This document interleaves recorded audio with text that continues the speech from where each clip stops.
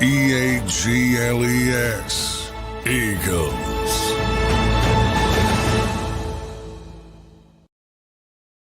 Welcome back to another edition of Football 24/7. I'm your guy, Tone DeShields II, and I'm joined by the infamous, our Eagles insider, John McMullen. How are you feeling on this Saturday, infamous. my friend? I'm feeling infamous. Well, listen, John. I mean, yeah, doing well. You make a lot. You ruffle a lot of feathers. With your objectivity. That's just a reality. But sometimes you got to learn to bask in. You got to bask in your legend. Well, I think I'm pretty fair overall. Some people think, it's funny because depending on the day, you'll get a bunch of fans saying, "Oh, you defer to the Eagles. You're too nice to the Eagles," and then you have a group that says you're too negative, and you're so that means you're doing it right. So people who like objectivity tend to like me. People who don't tend to not like me. I'm okay with that. Yeah, my biggest thing is I want someone that's going to make me think, right? Someone's going to make me consider the things that I haven't considered. Someone's going to make me view something from a different angle. And I think that's kind of, what you do for me, at least, right? Your objectivity allows me to take off my midnight green colored glasses and allows me to really see it for what it really is, or at least be able to see it with an unbiased perspective. And I think that's what you provide. Well, I appreciate it. That's what I try to do. We're going to talk about the defense in this show, and there's a lot of good with the defense and a lot of bad. And the good starts with the front, and the bad starts with the back seven, which I think should be pretty obvious for the way the Eagles built this team. I mean, that front has been unbelievable through 2 weeks. Big step forward. Jalen Carter's been as advertised. I mean, from day one, I was on that kid. He's special. And then Jordan Davis has taken that big leap forward from year one to year two, which you like to see. He has been tremendous through the first 2 weeks. And remember, those are young players. We're not even talking about Josh Sweat. Josh Sweat wrecked the game against the Vikings. That was against a backup left tackle. But I kind of point out that's sort of, Eagles fans would say for whatever reason, because they didn't like the previous defensive coordinator, well, you're only good against bad quarterbacks, or you're only good against below average quarterbacks. That's what you're supposed to do. When you're facing a lesser foe, you're supposed to take advantage of it. And that's what Josh Sweat was able to do. That's exactly what you're supposed to do. So he wrecked the game. Brandon Graham keeps playing well in limited snaps. They've extended his career because they have so much depth. Fletcher Cox has been better because he doesn't have to pay as many reps. Milton Williams is one of the most underrated players on this team. Derek Barnett helps out, even though fans don't like him. Marlon Tuipulotu, man, they're just so deep on the defensive front. Now, they had some issues, as I said, in the back seven, but that's understandable because, Jefferson's out there, Justin Jefferson, TJ Hawkinson, Jordan Addison, a lot of good receivers on Minnesota.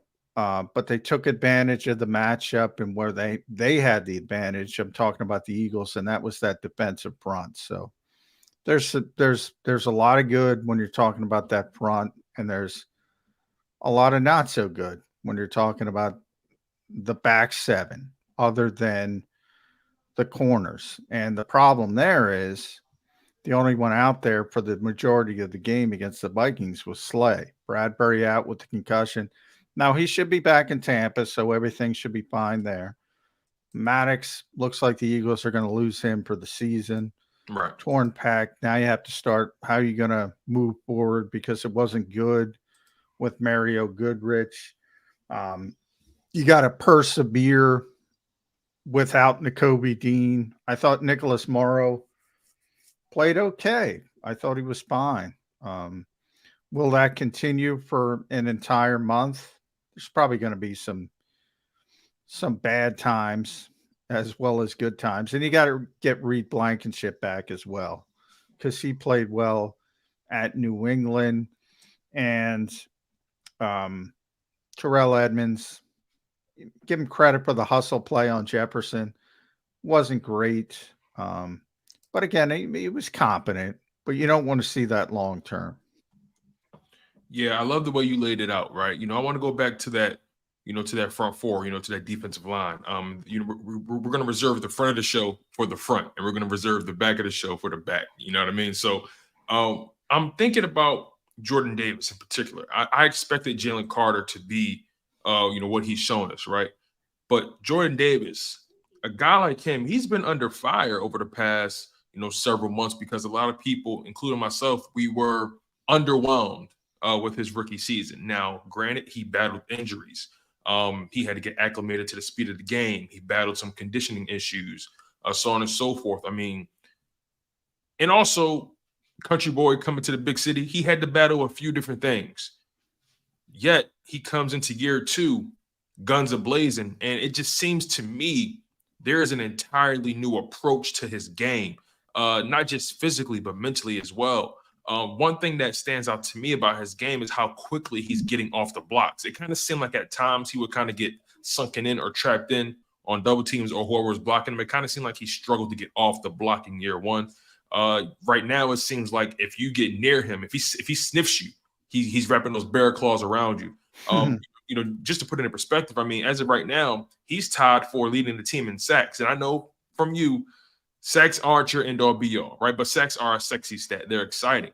Yeah. But to see a guy like Jordan Davis, who we didn't necessarily peg as a pass rusher, to showcase that athleticism in pass rush situations, that was always my dream for him, right? I knew he could stop the run. I knew he would be a presence in 5-man fronts as a nose tackle. But I wanted to know, can he be developed?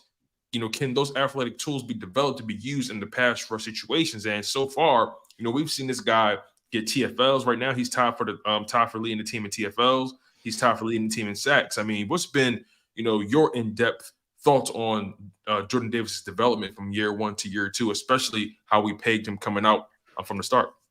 Well, I think I think people were too hard on him during this rookie season. I thought he was playing really well up until he got hurt. And he had the high ankle sprain, missed a month. And even when he came back, he wasn't completely healthy. So I think a lot of his issues last year, and I put that in quotation, were due to the injury. And then by the time they brought in Linval Joseph, the Eagles were making the Super Bowl run. They felt more comfortable with a veteran player because, you don't have those rookie startup costs, so to speak. But I never deterred on Jordan Davis as a player.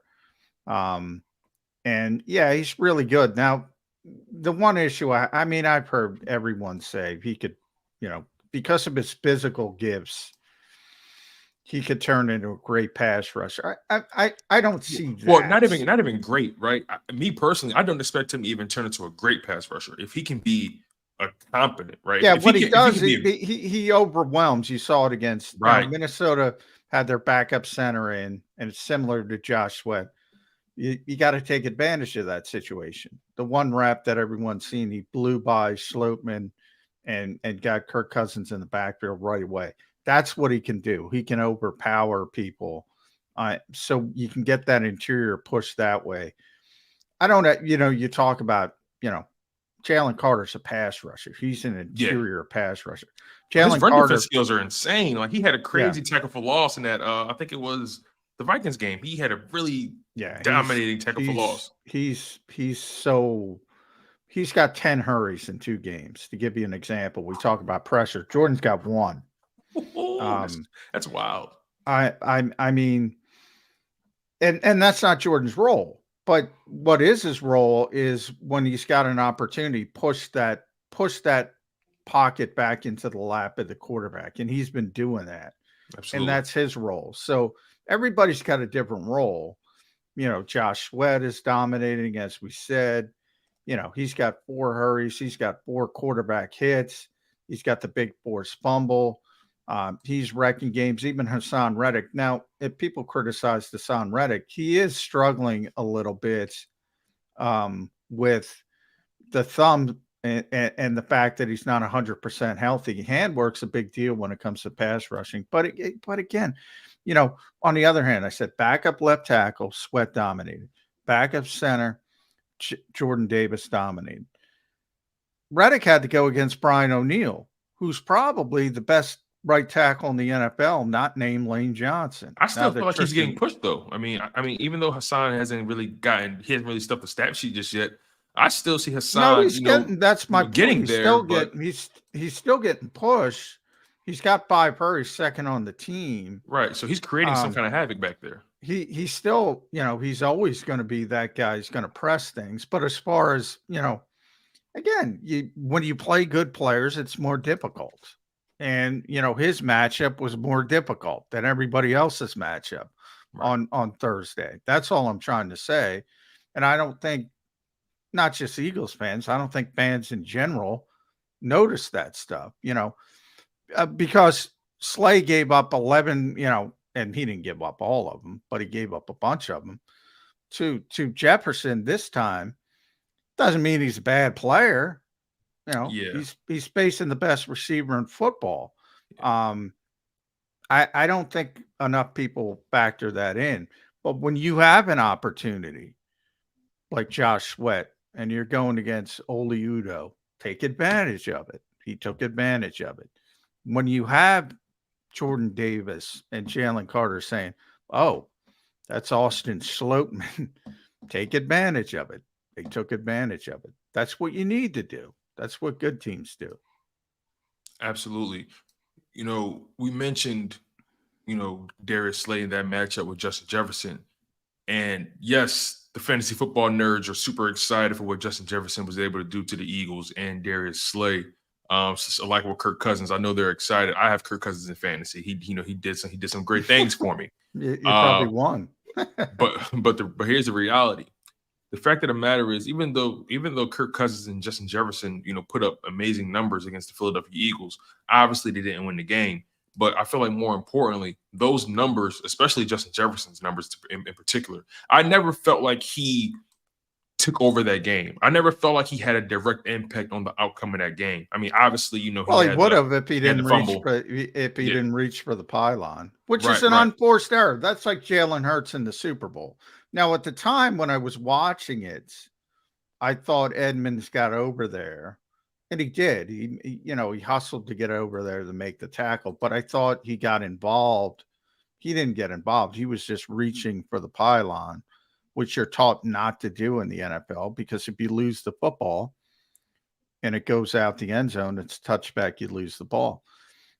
That's an unforced error by a really good player. But and that could change the whole complexion of the game. Vikings probably take the lead. Right. And Eagles got the ball. All of a sudden, Jake Elliott kicks the 61-yard field. That's a 10-point swing, most likely. And then the second half starts, and you have the Josh Sweat forced fumble, I think, on the second play. Right. That's 17-point swing right there. So that fumble started it all, and that was an unforced error.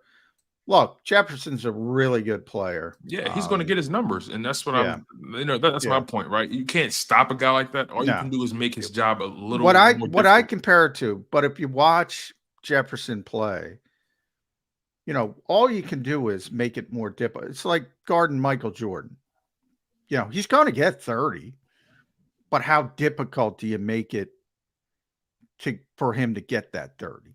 And that's what Slay does. That's what Slay does. Like, you're a fan of basketball. You've been following basketball. Like, we know what it looks like. And you brought the Michael Jordan comparison. You've heard the old adage, "Oh, that was a quiet 30." I'm sure you heard that before. Yeah. Oh, that was a quiet 25 points he put up. The king of that, in my opinion, is Kevin Durant. He always puts up a quiet 30. You never notice it until it's over. He's put up some noisy 30s too. No, for sure. But my point is, right, there are some guys who they get their numbers, but did it impact the game? Did that 30 points impact the win? did those 150 yards that Jefferson put up, did it impact the win? And I don't really think it did. Well, here's it. Or impact their loss, rather. It did. I don't want to dispense good players. I said it all the time. Like, I think Kirk Cousins is tremendously underrated. Tremendously underrated. I would agree with that. Like, it's not his fault. The only reason that game wasn't 34-7 was because of guys like Cousins and Jefferson. So they're impacting the game. Okay. But, it doesn't, the Vikings don't build the right way. They don't build their team the right way. They don't have the foundation. They don't have the offensive line. They don't have the defensive line. So these guys are making up for these deficiencies to a certain point, but it can't get them over the hump against a good team. So I don't want to disrespect TJ Hawkinson as well. I have TJ Hawkinson in fantasy as well. Did great things for me, John. Yeah. TJ's a great player. And the Eagles, by the way, Sean Desai did a smart thing because he didn't even bother with the linebackers when it came to TJ Hawkinson. He had either a corner on him or a safety on him.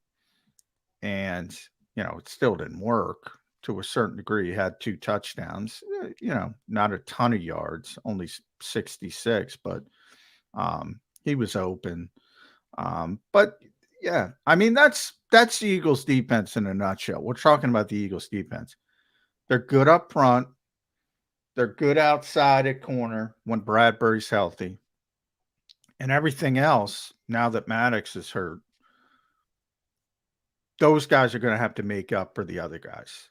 Similar to what I was just saying about, like, Cousins and Jefferson has to make up for the crappy offensive line there. The Eagles defensive line is going to have to make up for the deficiencies behind them this season.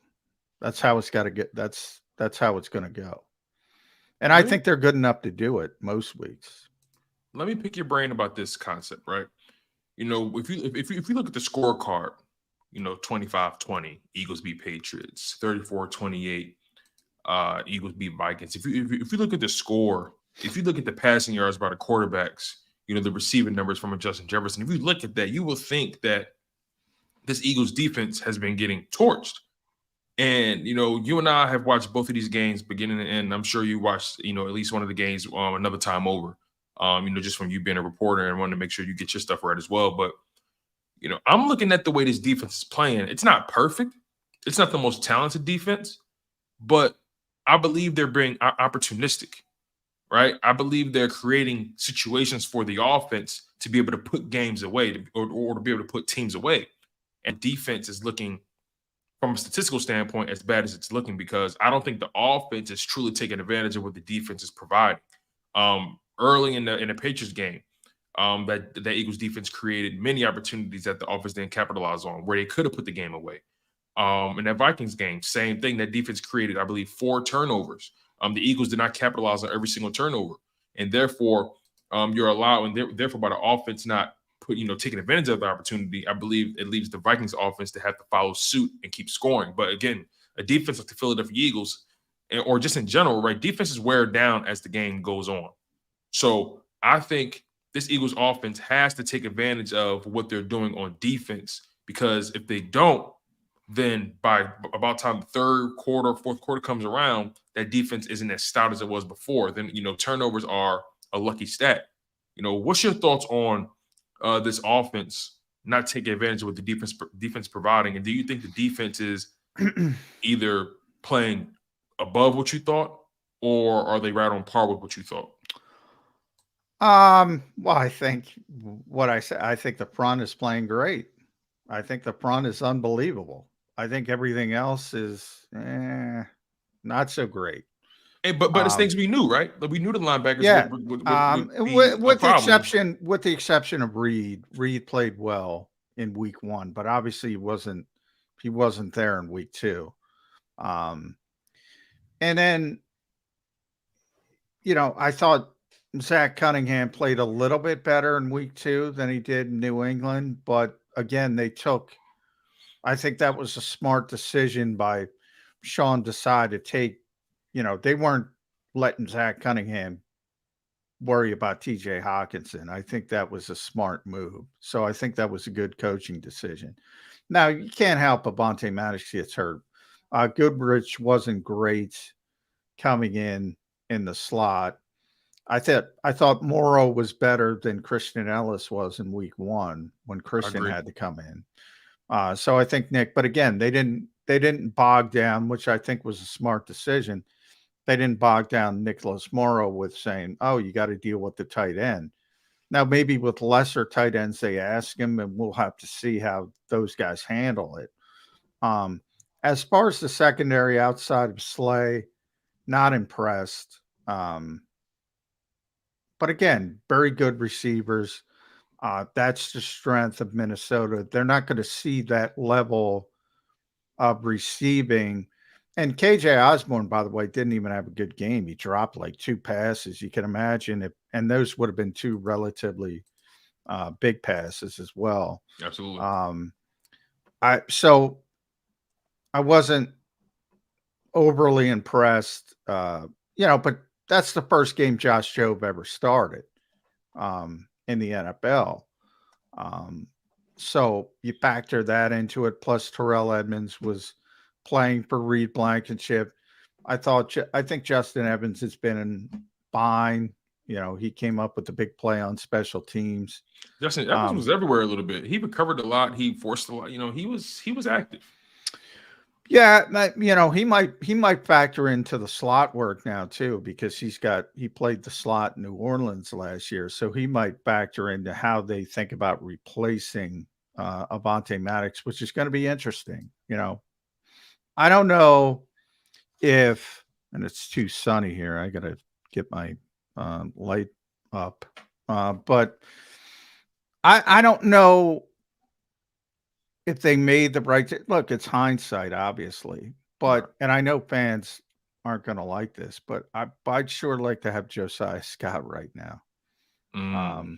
Not, he's not great by any stretch of the imagination, but he's competent.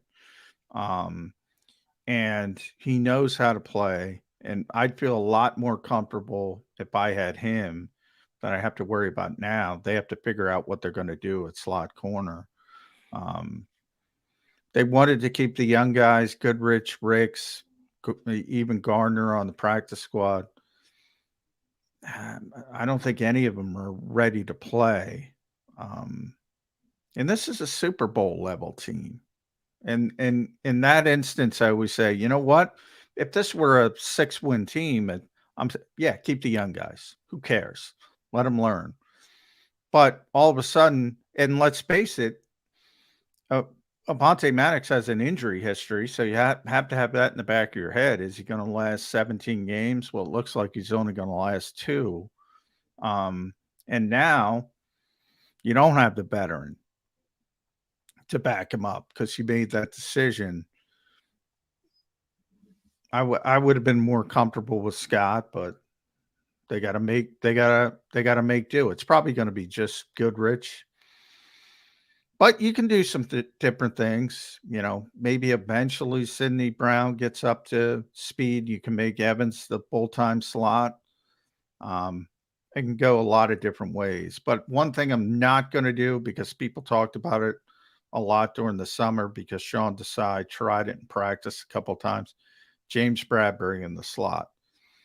You don't move an all-pro player out of position. That doesn't make any sense. I don't think they're doing that. You mentioned you really liked what he did. Sean Desai, you liked what he did when it came to Zach Cunningham, not, having him being bogged down by the tight end cover. I'm curious, through 2 games, how do you feel Sean Desai has been doing with what he's been given? Clearly this team, the roster, isn't as talented as it was last year. Or some would say the talent is there, but maybe not as experienced.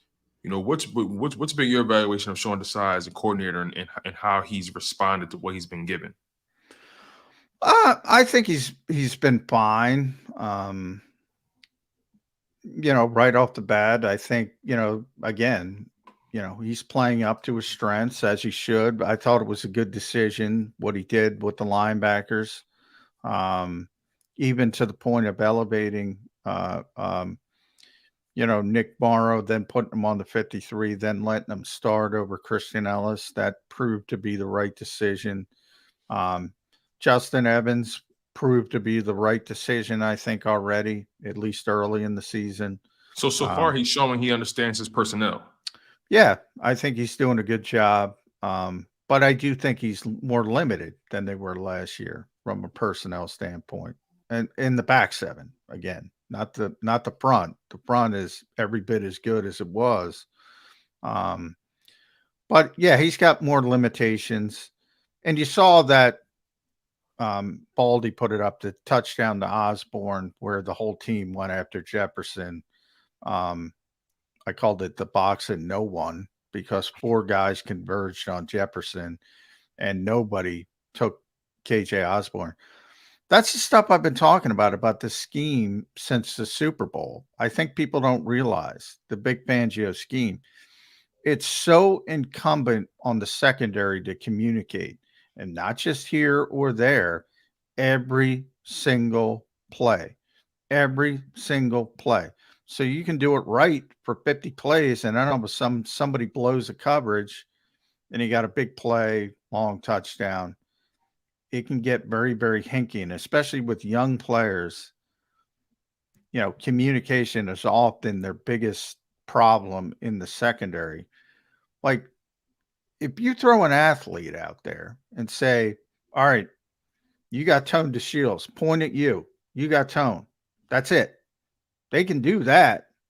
But if you say, oh, this is match zone, this is man principles, you carry him to this point, then let him go to the safety, or vice versa. You got cloud coverage. All these things going through young players' minds. That's why a guy like Sidney Brown can't get on the field right away. And he's your best athlete at safety. That's you're not you're not really a fan of the scheme, are you? I hate it. I hate it for 2 reasons. That's number 1.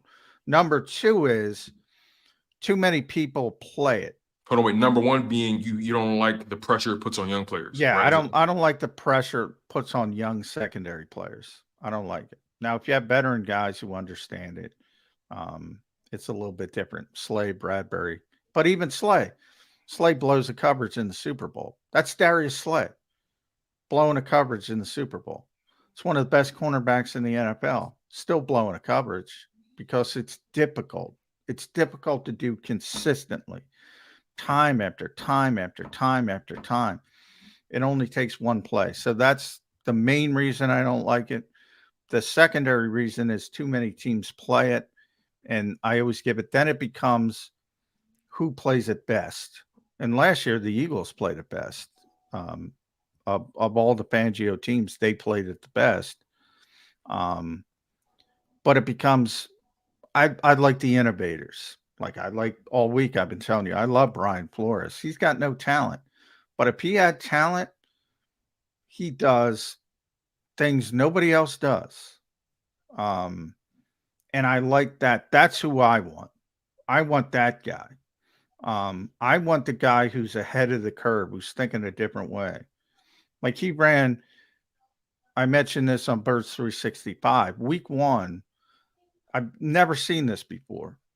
Week 1, the Vikings led the league in blitzes, and they led the league in 3-man coverages in the same game. So you're throwing at all this stuff at the quarterback. He's expecting blitz. He's a little bit nervous, and all of a sudden you drop 8 guys into coverage. Maybe you make a big play.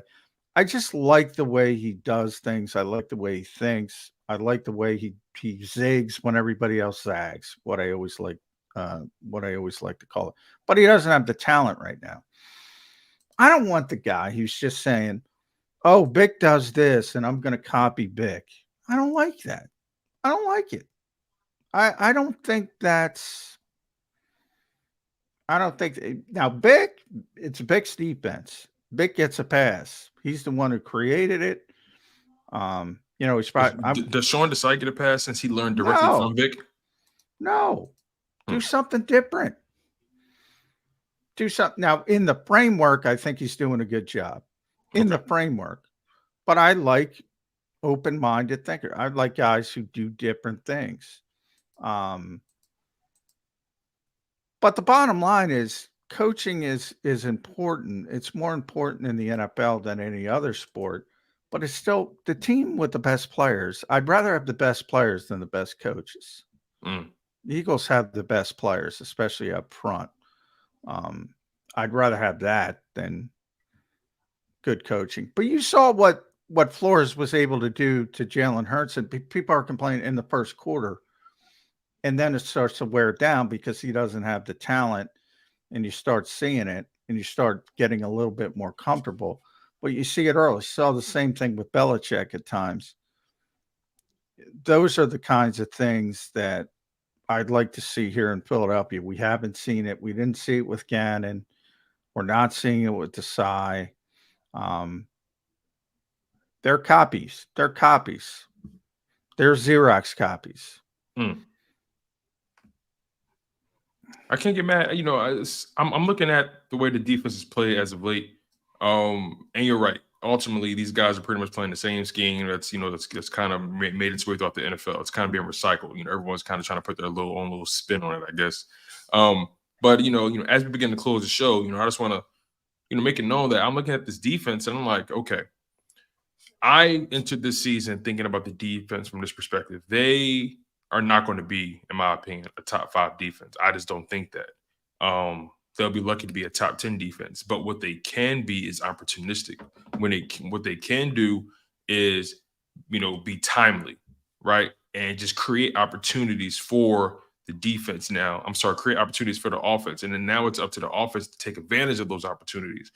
So that's why it's so imperative for this offense to get on track, because there's going to be moments where, this defense gets you a couple turnovers. You gotta help them out, because they're not going to be able to stop every quarterback. If they force a mistake, the offense has to be able to take advantage of that. And I kind of feel like they got him at the 7-yard line. The offense took advantage. I mean, that's a very short field. That's a very short field. Again, well, let me ask you this: Do you think wrecked the game? Right. Let me ask you this: Do you think the Eagles took advantage of all the opportunities that the defense created for them over the past couple weeks? Well, I mean, look, they I won. don't even They give did win, I don't even give the offense credit for the 7-yard drive. I mean, to me, that's all Josh Sweat. I mean, you better punch it in from the 7-yard line, and they did. So I don't even give them credit. They took advantage of the unforced error by Jefferson that we're talking about. They managed to go down the field and set up a 61-yard field goal in a very short period of time. And then the other one was, I'm trying to think. They did force a fumble on a punt return. Yeah, but they didn't score off that drive. That was special teams. That was just Justin Evans. Avonte Maddox punched out from Alexander Madison, and I think they took advantage of that too. So, yeah, I mean, the offense is going to be fine because the offense has more talent. And they're not going to continually face these kinds of coordinators. Actually, it's 3 for 3 because Todd Bowles is pretty good. Yeah. But then after that, it lightens up a little bit. I think the offense is going to be fine. Jalen hasn't looked great, but the offensive line, like, what's the difference, man? If you run for 256, what's the difference? I mean, how is the offense not impressive in that game? It's not sexy, John. You don't get it by now? It's not sexy enough for the fantasy football nerds, man. It's not. But it's not inviting. Well, it's ironic because you have that group who wants the big passing yards. But then you have the Philadelphia 1970 group that wants to run the football all the time. Well, they should be happy as a lark, that group. I mean, they completely – I've never seen anything like it. I mean, I brought it up. Swift had 175 yards, 133 before he got touched. How do you get 133 rushing yards in an NFL game before you get touched? I mean, that was one of the it's week 2, so nobody's going to care about it. But that was one of the greatest performances I've ever seen from an offensive line. Ever. They just completely dominated to the point. Jordan Mailata on the one play, I'm sure you saw it, and landed there, caved in the entire side to the point where guys are flailing on the ground. And PFF noticed because they gave Jordan like the best grade ever. Yeah, since like 2013 or something like that, 2012. They were dominant. They did everything. So I don't know why people are saying the offense didn't play well. You can't say that. You can say they didn't play the way you wanted to. Exactly. Outside of the one turnover by Jalen Hurts, because Jalen was technically, from a statistical standpoint, he was accurate. He completed over 70% of his passes. So, he only threw the ball 23 times. I believe so far through the first 2 games, he's completing 70%, 71% of his passes. So, again, like it probably didn't look the way people wanted, but I don't think he hurt them. Obviously the interception, but I think right now, like you said, I think the offense is going to be fine. I think they're working out some kinks, and I think this is just a time where you have to kind of lean into what you do well. You have to lean into your offensive line until the continuity and the flow starts to be established in the passing game, and I think that's going to come. Yeah, and they're too talented for it not to work. They're just too talented. Yeah, there's certain things that, and I saw somebody, they said they can't pass block. They pass block better than run block. The passing issues were blitzes and the backs did a really bad job in pass protection. Really bad job. I mean, to the point where I'm trying to look it up as we speak. Rashad Penny got a 16.9 grade. The old red stop. This is out of 100 from Pro Football Focus. DeAndre Swift got a 17.3. They couldn't block anybody. And that pace, that linebacker was all over the place and making things difficult. The offensive line, I mean, Lane got a better pass pro grade than run grade. Landa did as well. I'm looking. I just think the blitzing makes people think that the offensive line isn't playing as well. And even myself included, I was watching that game and I'm thinking like, damn, why is always somebody leaking through? But if you really pay attention, it's really on the blitz reps. It's really it was the backs. It was the backs. It's the backs.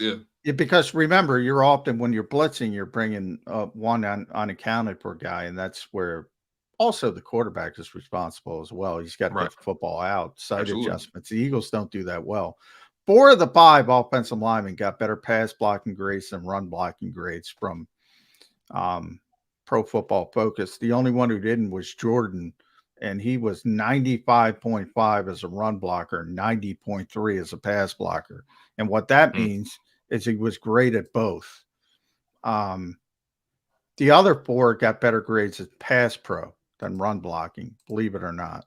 But the backs got really poor grades, like you rarely see that poor of a grade. So they struggle picking up blitzes, and that's why people are blitzing.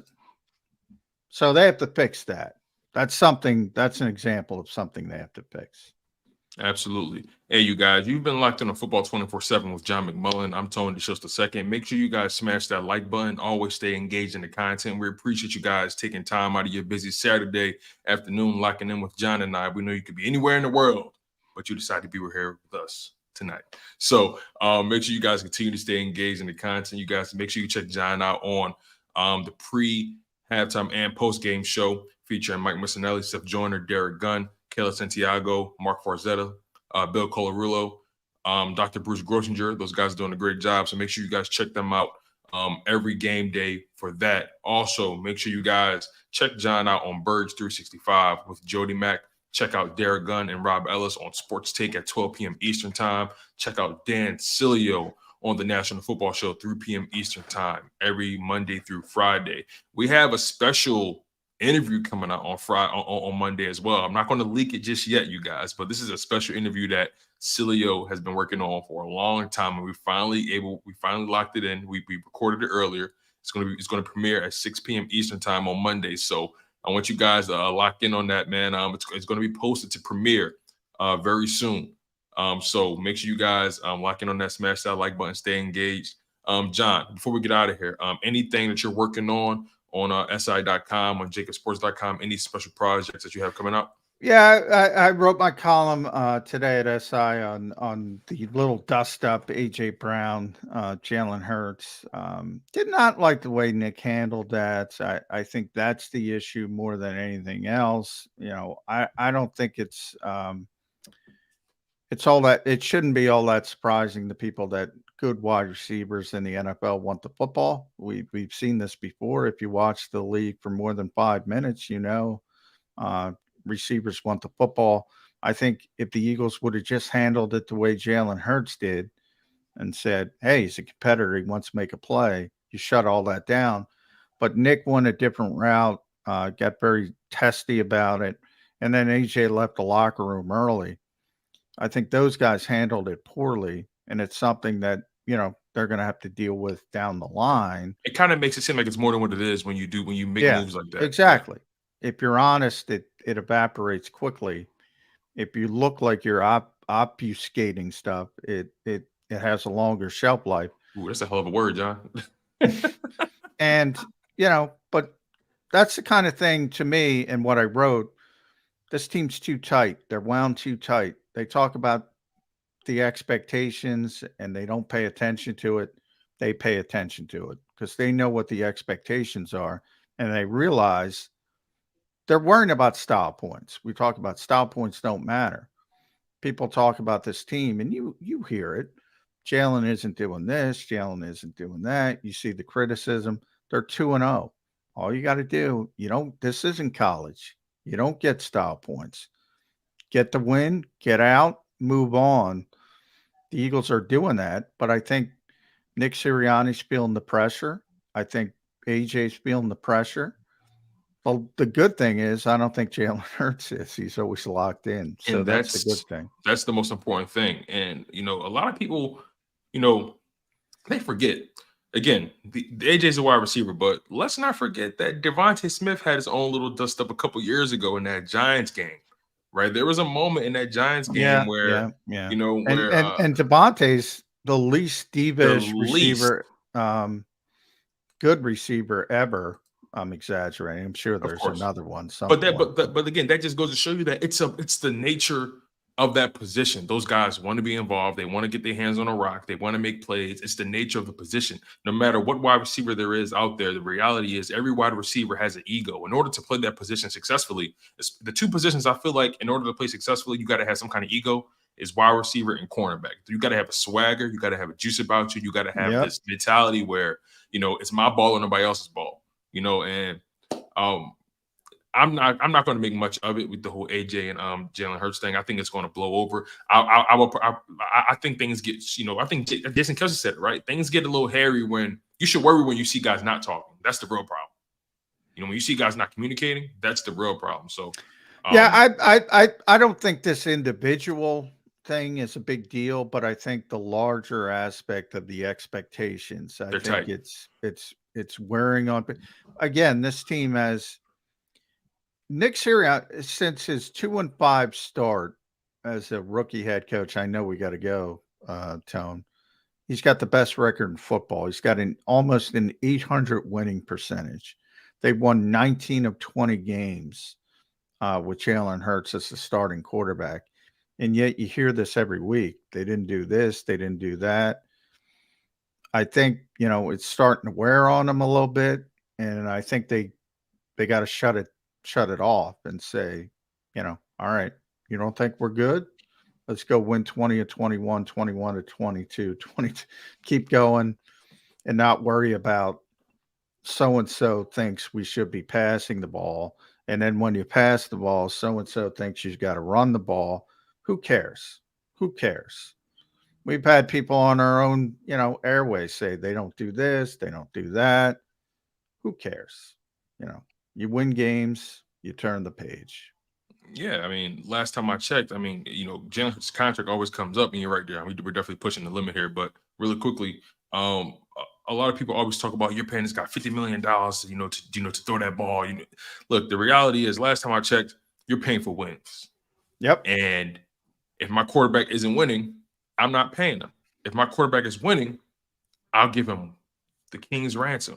So that's my perspective. Last time I checked, Jalen Hurts has only lost one game, since being I believe since that 2-5 start or something like that. So I mean, well, he's 19 out of his last 20. His last right. 20 His last 20 starts. He's 19-1. So in the regular season. In the regular season. Yeah. Right. But 21-2 then, if you include playoffs then? Yeah, that's pretty good. So I think that's worth most people. It's most winning people goal. would take that. And Nick, since that 2-5 start, Nick today has the best record in Eagles history as a head coach from a winning percentage standpoint. Since that 2-5 start, it's ridiculous. He's winning 80% of his games. But what does that do? It raises expectations. That's true. To an unrealistic. I've been talking about this the entire offseason. The expectations for this team are just, they're expected to beat teams and beat them like a drum, and that's just not real. It's not college football. No, I think people forget even last season. I bring it up all the time. They struggled in Houston. They struggled in Indianapolis. They struggled in Arizona against pretty bad football teams. They won them all, but they struggled. I think people forget that. This is the NFL. Anybody can jump up and beat you. Especially if you're not on your P's and Q's. John, thank you so much, man. You've been tremendous. You've given me more than enough time. You were great, man. So make sure you guys smash that like button. Make sure you guys stay engaged in football 24/7. He's John McMullen. I'm your guy, Tony DeShields II. We appreciate you guys. Stay humble, stay healthy, and most importantly, stay hungry. Enjoy your weekend.